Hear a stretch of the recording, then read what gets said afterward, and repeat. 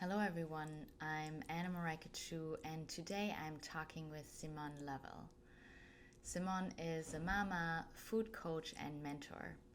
She has been a health coach for over 20 years and as part of her work she helps keep mamas informed and healthy to transform from the inside out and become the best version of themselves by giving them the tools and a roadmap to achieve optimum health and fat loss.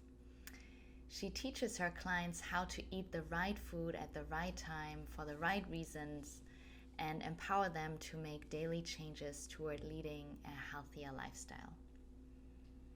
Simone is also a certified nutritionist through NASM and Precision Nutrition and a certified fitness leader. Now, I'd like to just share a quote from Simone and how she describes her work. So Simone says, "My mission is to not only empower you to fuel your body, but also fuel your mind and soul.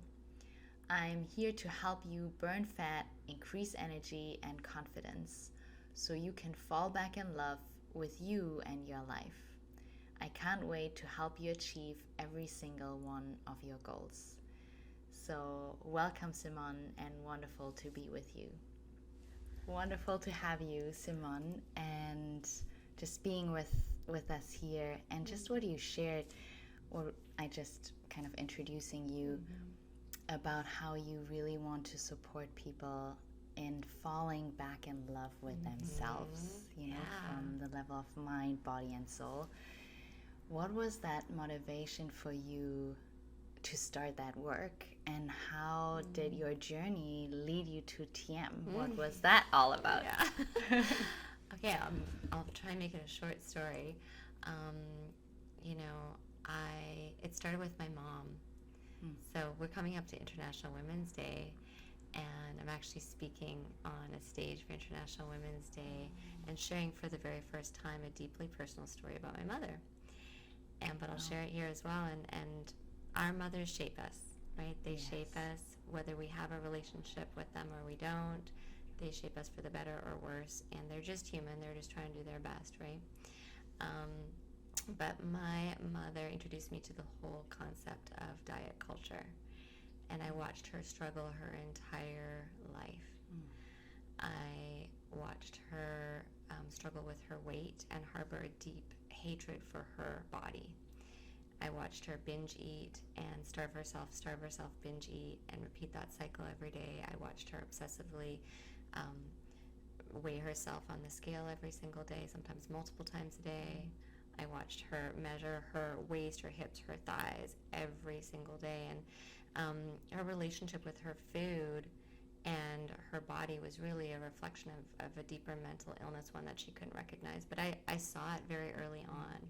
Even as a teenager, I remember swearing to myself that I'm going to be different, that I'm not going to follow in her footsteps. I'm not going to fall into this trap that so many women do. And I also swore to myself that I'm not going to pass this on to the next generation, to my daughter, and that I'm going to love my body, I'm going to love it unconditionally, and I'm going to nourish it.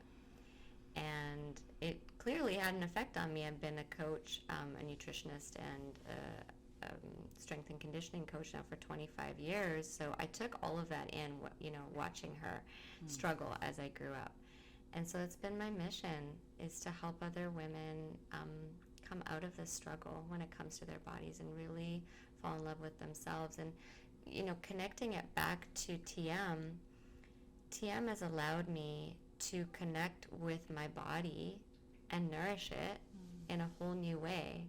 So it's not just about nourishing it with food, it's nourishing it by being more grounded, by being more centered and actually connecting to your soul. And it's been profound in my life. Beautiful. Wow. That connection with your soul, because for some people, that experience can be abstract. We're like, what is it? Like, I just talked with a woman and she's like, Anna, I really just want to be myself. I've lived my whole life, achieving goals that I thought other people wanted me to achieve, living, after searching really for that what I thought people wanted me to do or see. And now she's retired and she's like, this is my time to be myself. But she was like, well, who am I? Yeah. Who is that self? That's so true. And she found with TM coming back to that self. And our teacher Marcia used to say it's like coming back home, coming back to who we are. So I'm curious to hear, what was your story to find your way to TM? What brought you to Transcendental Meditation? Well, it started before TM. I started with regular meditation. I had just come out of a divorce that took me to my knees. And I didn't know how I was going to survive it. I had a 4-year-old child, and there were days where I felt like I couldn't breathe. And I had heard so much about meditation and how it would help. And I just started meditating on my own. I didn't have, any know-how. And so I just forced myself to sit in silence and find my breath. And I would do it 3 times a day. And after even a week, I started to feel better. And the anxiety was lifting and the depression was lifting. And I felt like I could cope better. So this continued probably for another 4 or 5 years, where I was trying to meditate on my own and trying different modalities out there. So any type of meditation practice out there, guided, listening to different things, music, whatever, I tried it all. And I was finding, it was getting easier and easier, but I still felt like I was still struggling. And even today, I'm no expert by no means, and I still find that some meditations are really hard. But I by luck, I was on a cruise, and one of the speakers on this cruise, it was like a self-improvement type of seminar cruise, and one of the speakers was Bob Roth. And he's involved in TM. He's a big part of it, right? And he spoke about it and the benefits and the science behind it. And I'm all about science. Like, when it comes to my clients and the work that I do, I want to know the science. And as soon as I started hearing about it, it just clicked for me, and something drew me to say, okay, I gotta try this. This sounds like it's gonna be for me. And I don't know if I attracted it or it's the universe or what happened, but I feel like it catapulted me on a whole new level when it comes to meditation. And I'm still going to say I'm not perfect at it. I don't know if there is, right? But it's definitely easier than ever. And, going back to that example of that woman who's older trying to find herself, my confidence in who I am has transformed since TM. That is one thing that I can really recognize. I used to be this people pleaser, and I don't have that anymore. I don't know if it's just like with age or, going through harder times, but it's all happened since I've been doing it with TM. So I think TM has really helped me to let go of wanting certain outcomes in my life and that people-pleasing trait that I carried around for a very long time. So ingrained in our culture too, isn't it? So, and talking about the science, what you bring up, that self-awareness really that grows when we start practicing TM. It's interesting, and I'm just thinking of Bob because he loves the science as I do. And if you look at the brainwaves, the different brainwaves with different type of meditations, they all have their benefits on a certain level, because every experience we have changes the brain. So whether we play music, we read, we run around, every experience has an impact on wiring our brain in a certain way. And what research is finding is that there are three major categories where different forms of meditation fall under. Yeah. The first one is called focused attention, where we're more focusing on an object or our breath, or keeping our mind, trying to keep it still. Yes. That's where Zazen, for example, falls under. My parents were a long time Zen meditators. Now they do Zen and TM because they have different benefits. Interesting. And the second one is open monitoring. That's where a lot of guided meditations, mindfulness falls under. And in that, we're more watching our thoughts, our feelings come through. So it feels a little easier. There's a little less effort involved. And yet, because we're still monitoring, we have more theta brain waves. The first one is more gamma, high frequency. Now, the third one that they found is automatic self-transcending, which you see when you start practicing Transcendental Meditation. And it's these medium frequency alpha 1 brain waves. And they are related, coming back to your story, they're related to a state of restful alertness or self-awareness. So it's actually this unique brainwave where that indicates that awareness about your sense of self or who you are is growing. And at the same time, it's a state of deep rest that your body is gaining. So when people talk about being in the zone or a state of flow, it's when you're relaxed in your body, but your mind is awake and alert inside. So you have that unique combination where you're, and Ray Dalio says, he said, like, when he's in the zone, he feels like a ninja. Yeah. Who sees things coming at him in slow motion so he can respond rather than react. I love that. And it's so interesting because it's, when we sit down to a TM, we don't measure our brain waves normally, we don't see that. I love that science. Is that okay? Yeah. Okay. Yeah. It's so interesting to find, that, it's actually built in the practice in rewiring our brain. But the outcome subjectively that, like, you experience is some of these things like people pleasing. That is so much in expectations in our culture and how we respond to our environment that can taper off with time. So what was that, that got you to integrate your TM in your daily life? Like, how do you fit it in? How does it work for you? It's a non-negotiable for me every single morning without fail. Amazing. Yeah. I wake up at 5. And it has to be the first thing. So I go to the bathroom, prop up my pillows, set up my app, and I go for it. And it has helped me in such a profound way in my day that it was easy to make it a priority, right? So I just feel like the days that I didn't used to meditate looked very different to the days that I do meditate.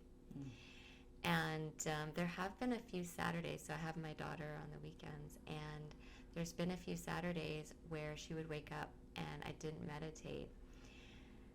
And it's a completely different day. I'm less patient, I'm less calm, she feels it, we're off. We're off to a bad start. And I'm so motivated because I had that rough relationship with my own mother. So I'm very motivated when it comes to my own daughter to have a very solid relationship. And she even knows how powerful my meditation practice is because she'll even joke around sometimes and say, "Mommy, do you need to go meditate?" I'm not kidding. And then I'll go meditate, and it's again a completely different day. And so she's very supportive. She's 10, which I just think is amazing that she's able to recognize and be supportive of me actually taking some time away from her because she knows that there's going to be a difference. That, just speaks volumes, right? So, yeah, I'm grateful for that. Now, the second meditation in my day doesn't always happen. But I remember speaking to you, and you said, that second meditation is like plugging the toaster in. And the days when I have made the time to do it, I'm sitting there in my meditation and I'm thinking, this is the most important time of my entire day. This has shifted me so much. I must remember this. I must come back to this. Mm-hmm. And the second part of my day is so much less chaotic and more fun. Mm-hmm. I'm more present. I'm more in the moment. So I know that now that I've got that morning one done, I've got to get the afternoon.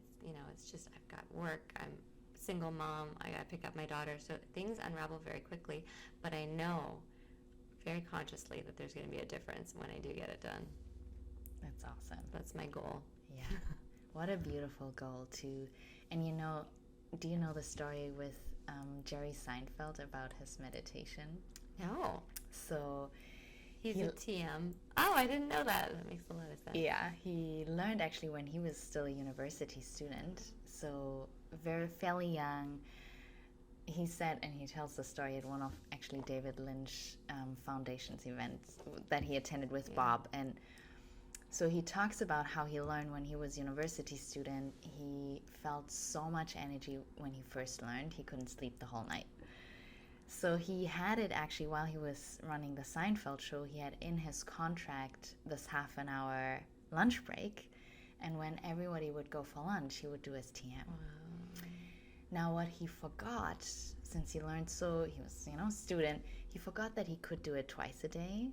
So he only did TM once a day for years until he had actually Bob teach his children. And Bob was like, Jerry, you know that you're missing one? And he's like, what? I'm missing one. So when he started doing his second TM, he said it's the sad part of his TM story, him. Yeah. He said, had I known that I could do this twice a day, the Seinfeld show would still be on. And you can say a lot, but I believe that, and he's one of probably the most creative geniuses out there. And I will say that that is another benefit I've noticed. I think it's because my brain is able to calm down so much and let go of all of the chatter, right, and the thoughts and the craziness, that I can focus better, make better decisions, quicker decisions. That is absolutely, in my business, things are just fired at me constantly, and I have to make quick decisions. And I do that effortlessly now. If I think back to prior to meditation days, I was not, I felt like I was constantly putting out fires. Yes. Right? And not in control. And I feel a lot more in control of my day.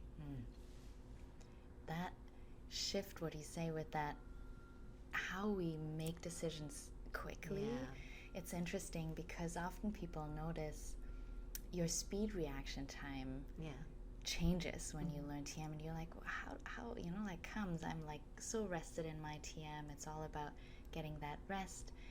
And yet we know when we're in the zone, it's almost like time slows down. And it's not necessarily that, we turn off the time speed or slow it down. And yet, because our awareness expands and we're tapping into that more restful state that can actually, it's like we're expanding the container of our consciousness rather than having a little bucket. We're having that broader vision that we know more what's in that pool of possibilities is the right thing at the right time. Yeah. Because we have greater access to greater understanding that is subconscious or, more hidden, which is really just that field of our consciousness, which you so beautifully described as that effortlessness too, which is kind of one of our key terms for TM, is that simple, natural, and effortless technique. Yeah. When, I talk to clients who want to meditate and know that it's something I don't push because you have to come to it when you're ready. But when they're ready and they know they want to make a shift, and they're trying to excel in their careers or in their business or relationships, and I say, you can't afford not to. I think about my business, my relationship with my daughter. I can't afford not to take that time for me. It's self-care, but it's also that time to tap into that greater focus that's only going to make you more productive, right? And if you're more productive with better relationships, you're golden. Yeah.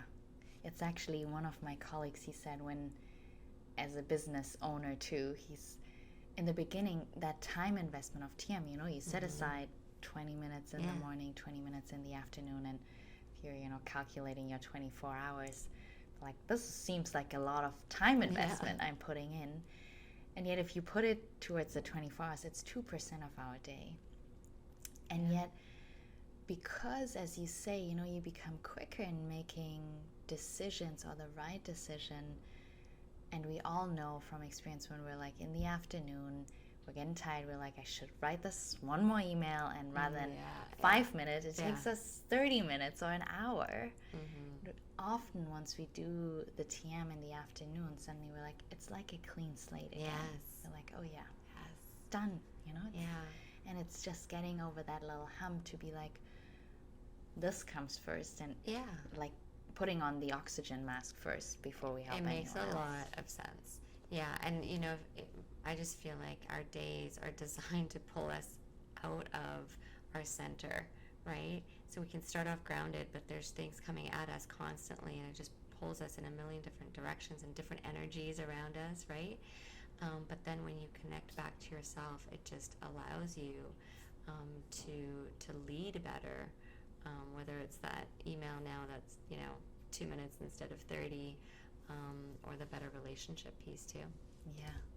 Talking about leadership, I'd love to hear, because you have a successful business, you have a team, you're really expanding in your work and reach, and really fueling people for life. How, in terms of leadership, do you feel has TM changed your outlook, how you deal in relationship with other people? You beautifully shared your personal relationship with yourself. How do you feel it changed relationships with others? Well, when I was struggling after my divorce, I was a mess, but I wanted to be a leader. I had this mission. I had to help others. I had to help other women learn how to feel their body properly. It's in me. I stepped away actually at one point when I was very young, away from coaching for about a year, and I missed it so much. I was traveling and I was waitressing, and I was like, I have to do this work. I have to help. And part of my role as a guide for others, and teaching them the right way to feel their bodies, I have to lead them effectively. And if I'm a mess, how am I going to do that? Right? And a lot of women come to me and they'll describe their lives as a mess. And Simone, I'm overwhelmed. I'm disconnected from who I am. I don't have time for self-care. I don't know how to do that. I don't know. I just, which way is up? And they're just struggling. If I'm a mess and they're a mess, we're not going to get anywhere. Right. So, but if I can lead effectively, and that is truly what TM has allowed me to do. In fact, when I have, so I lead live trainings as part of my program, and they're usually at noon. I'll always meditate first thing in the morning, but I always meditate right before going into the live training. And this is an opportunity for me to connect back to me, to ground myself, so that I can make a bigger impact in that live training. Because if I'm not grounded, if I've just come off of an email where something's upsetting and I'm frazzled, and now I'm going into this live training, it's not going to be impactful. So that meditation allows me to, again, center myself, ground myself, get back to me, and go into it with a clear mind of, it's about them and how can I lead them effectively. Beautiful. That is so powerful, how we can use, TM in our day and our work to come back to that self. And, normally we do it in the morning and afternoon, or when we know we have special things or responsibilities, how it really helps reset to have that presence. And then it's because sometimes people think, oh, if I go in, I'm giving up some of the outside, because as you said, we're so outward directed. But it's really about gaining 200% value of life, having that 100% inner fulfillment and being able to give. So only when this cup is full, that's the art of behavior, is really coming together to give rather than when both seek, to receive, and nobody gives, nobody receives. That's so true. And I feel like I used to get really nervous before these live trainings, because they, oftentimes are in front of a large group. And I was so nervous. And, when I meditate, it becomes so much about, I'm here for them. This is not about me. And I can recognize that so easily, and the nerves are just shut off, so. It's true. I think they say the more, we're concerned with that, our small self, or am I fine, we lose that connection when we're moving out from a place of comfort or being at home with ourselves.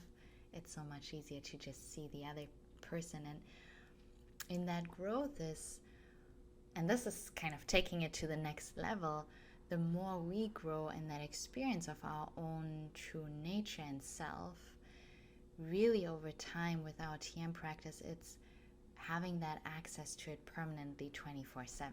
That's really what we want. We want to be in the zone 24/7. And I find that there's more and more moments like that, where I just feel very present, and I'll be driving, and I'm like, I'm so happy for no reason. And the old me would only be happy for something specific, right? I was happy if I was in a happy relationship. I was happy if something big happened at work, or, Now I'm driving along, and I'll be looking outside, and it's raining and gray. I am so happy. This is new. And that's exciting, right? That is beautiful. Yeah. I'm just in the moment. And before, I felt like my brain is still some days very chaotic. But for the most part, I'm able to be in the moment more and less on my phone, less scattered, less thinking about what's coming next, what happened before. It's just what is happening right now. And I'm also less tired at the end of the day, I think, because of that. Yeah. Right? I'd get to usually the end of my day, 5 p.m., and I was like, how am I going to stay up for another few hours? I was just so exhausted from all the thoughts running through my head and all the things planning, the laundry list that I had to do. And I don't have that anymore. That's huge. Yeah. Just those little things, that shift is really big. Simone, I'd love to hear a little about, when you start learning TM, and because you tried other forms of meditation too, you started on your own, you really kind of got a glimpse of the potential that's there. What made it unique for you sticking with TM, that you're like, oh, this is my practice, I want to keep up for the day? What was the learning process for you? How was that? The thing that really made me stick to it was a recognition of the profound difference it made in my relationships. So all the things that I just talked about, helping me lead better and better concentration and focus, and all that's great, and being in the moment, that's great, but relationships are what I care about, right? Connection is what I care about. I live for that. Number one, with myself, and second, with my daughter, and then friends, family, and also partnerships. And I found, so I think it hit me when I was dating. So I'm single now and dating. And when I was dating before, I really, first of all, I was a people pleaser. So it was all about how could I keep this person, whether they were good for me or bad for me, which is, to recognize that is crazy in itself. I don't have that anymore. I don't have that people pleasing. And now I feel like, I'll go on a few dates, and it's not going into it with a specific outcome. Right? Before it was like, okay, I gotta meet the person that I'm gonna spend the rest of my life with. And I was like in an interview process and trying to control it. And I don't have that anymore. I'm actually very excited to meet someone, whether they're going to be a one-time event at a restaurant, or a friend, or a business relationship, or anything, because I feel like, okay, we attracted each other for a reason. I'm going to learn something from this moment. And so it's changed me in that way. Again, very much living in the moment and appreciating the moment with that connection that I'm having at that moment, and not thinking about the grand outcome. So that's been huge. And I also feel like I'm easier in these relationships. I come to it with an ease and a flow that is very natural. Again, I'm not trying to control. And I think before TM, I was trying to control every aspect of my day and every aspect of my life, but especially my relationships. And I've been married twice, and from my first marriage, I was very quick to jump into the next one to secure somebody. I had to be in a relationship. I had to have a partner. I had to fulfill this ideal in my mind, that it was going to be one person now for the rest of my life. And that part of me is gone. And it's okay. I'm just taking it as it comes and letting it flow. And that's so much more fun. I feel like I'm having way more fun. 100%. Yeah. What you said with taking it as it comes, it's a phrase we use a lot when we teach TM. Because the process of transcending, and that just means going beyond that busy, active, gotta thinking mind. And that taking it as it comes, it's really actually tapping into the nature of our mind, seeking always more and more and more happiness and fulfillment. And as you said earlier, it's like normally we look for it outside, in that person, in that relationship, in that career, in the job, in our family, and our friends. And yet, where's the source of all our desires? Where's most we could find in happiness? Because outside you could always find more, that bigger job, bigger trip, whatever we want. And yet the source of it is really within. We know from experience, it's when we feel I want more of that inner calm or inner peace or inner clarity, and it's right there. So the process of transcending is actually taking it as it comes. We still learn from a certified teacher because, as you know, there's knowledge and experience that goes along with it. And yet that process of diving in, once we learn the technique, happens automatically. So we're tapping into that mechanism, allowing the mind to go to more quiet and charming levels of thinking naturally, so that when we come out of our TM, we feel fueled by that inner sense of fulfillment that is really the source of all our desires and goals. And it's almost like we own the treasury before we go on the treasure hunt.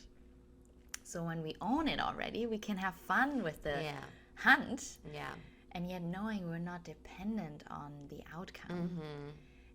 And that gives us really that inner freedom, when we talk about what is that. Well, that's so interesting that you say that, because I think you're reinforcing, that relationship with yourself is the most important relationship with yourself. And I feel like meditation is a tool to get you there.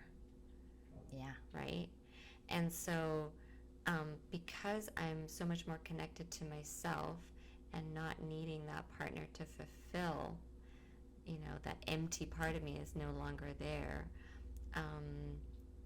it's kind of a game changer. Right? It's almost like the tables turn. Yeah. And we look from the inside out and we're like... And what's interesting is this.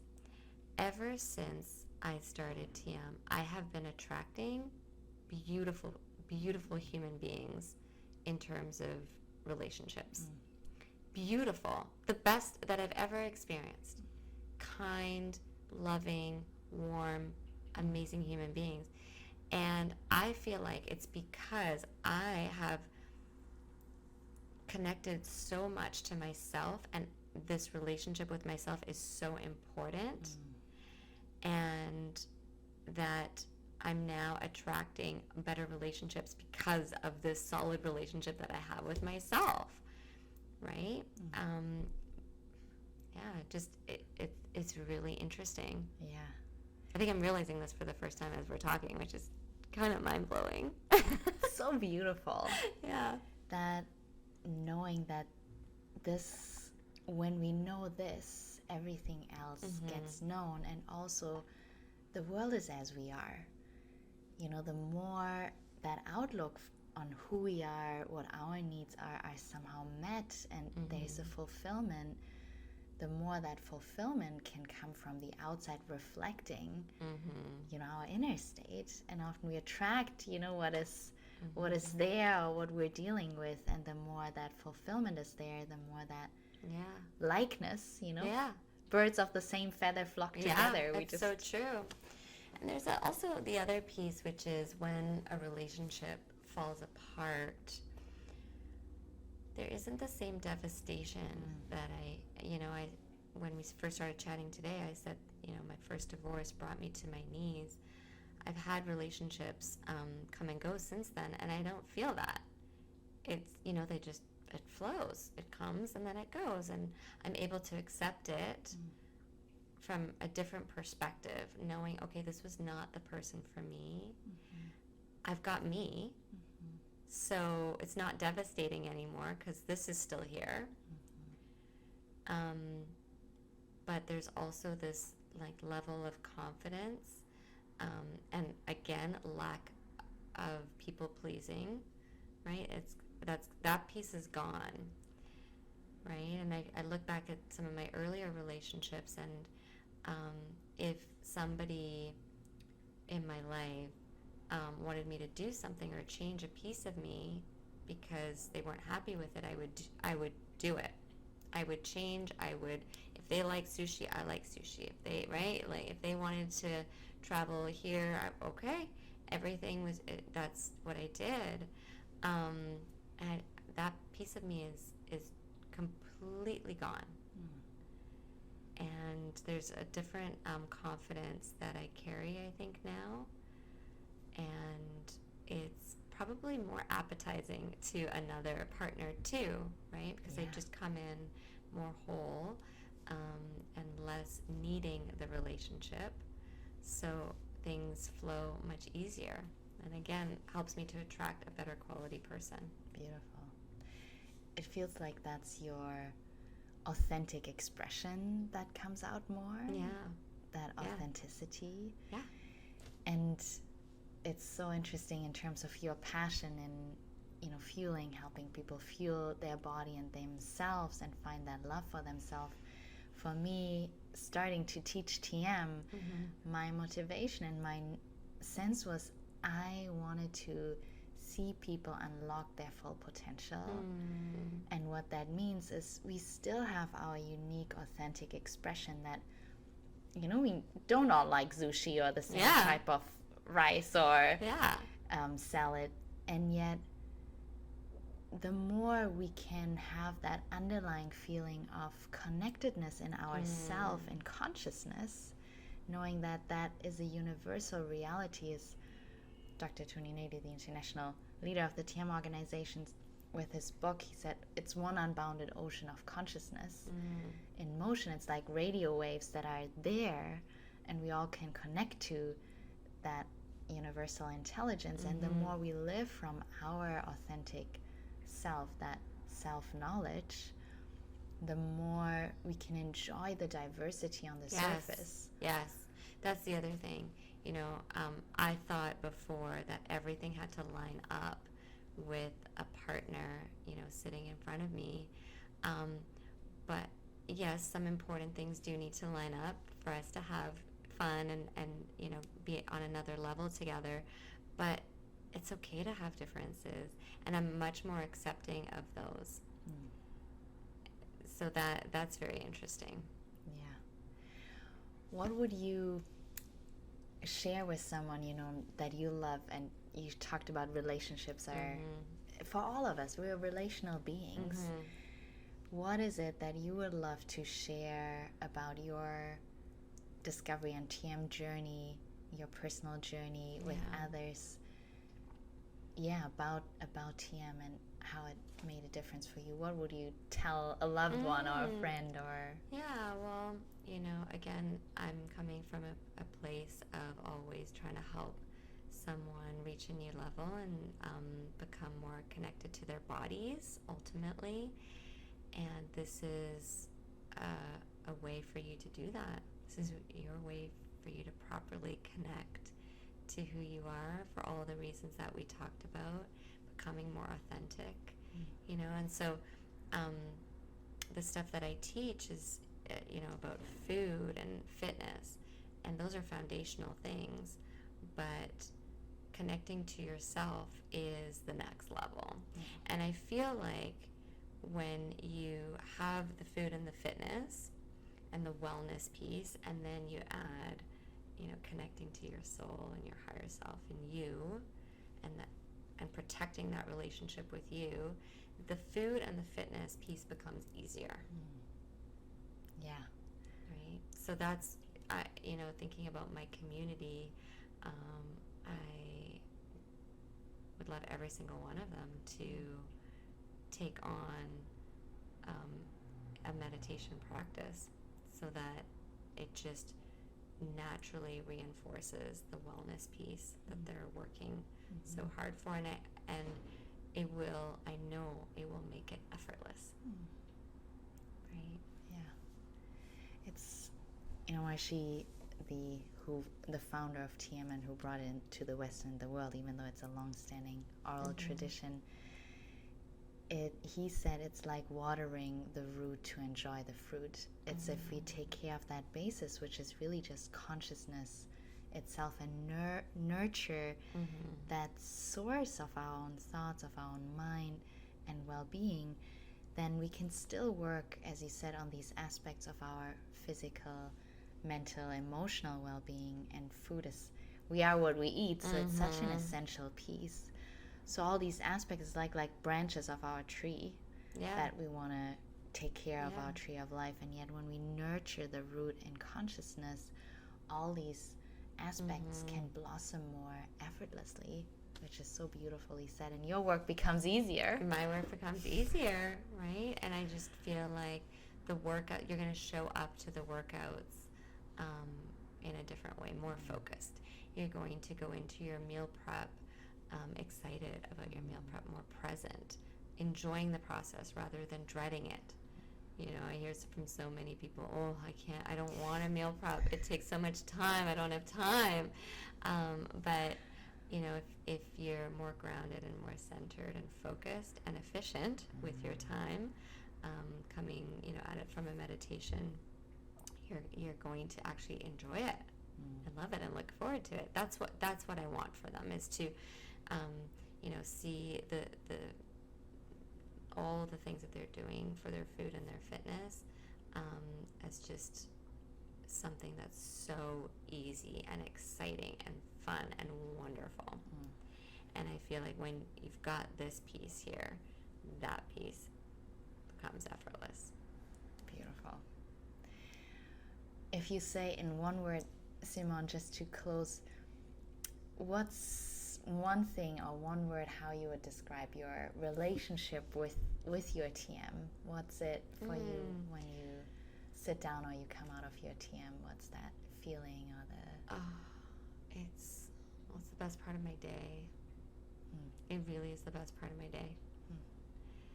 And I come out and I'll say, must remember this feeling. Next time when I say I don't have time, especially to get that second one in, I must remember how good this feels and how much I just nurtured myself and come back to that. It really is the best part of my day, and I look forward to it. Amazing. Thank you so Thank much. you. Thanks so much for having me. Yeah. It's an honor. It was ditto. Yeah. Same. It was really so much really of your nature and beauty coming through, I feel, in your work, and how you represent and live your work, and what you teach is a wonderful journey, and how far you've taken it and have taken it to the next level is really impressive. Thank you. So Thank you so much. yeah, Appreciate that. same. Thank you all for listening. I hope you enjoyed the podcast with Simone. You can learn more about Simone's work at simonelovell.com. And if you're interested in learning more about Transcendental Meditation, visit our website ca.tm.org and find a TM center and teacher near you.